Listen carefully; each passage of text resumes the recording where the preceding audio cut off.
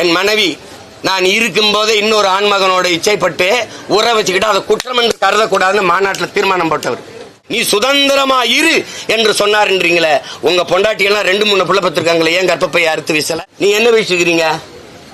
பிறர்மனை நோக்கா பேராண்மை சான்றோருக்கு அரணன்றோ ஆன்ற ஒழுக்கு, சான்றோருக்கு அரணன்றோ ஆன்ற ஒழுக்கு எங்கள் மூதாதை வள்ளுவ பெருமகனார். நீங்க என் மனைவி நான் இருக்கும் போதே இன்னொரு ஆண்மகனோட இச்சைப்பட்டு உற வச்சுக்கிட்டு அதை குற்றம் என்று கருதக்கூடாதுன்னு மாநாட்டில் தீர்மானம் போட்டவர்.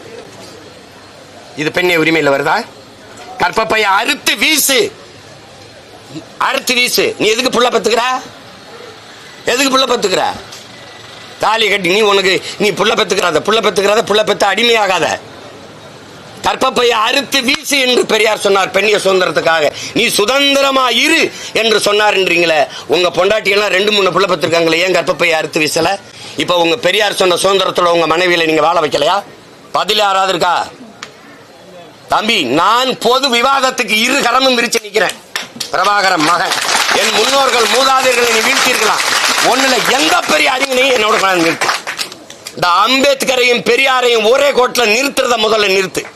இல்ல அம்பேத்கரிஸ்ட் வா, இல்ல பெரியாரிஸ்ட் வா, 2 பேர் இந்த மாதிரி இந்த சிந்தனையில ஒத்து போறாங்கன்னு சொல்லி நிரூபிச்சிரு. நான் மன்னிப்பு கேட்டு போயிரு.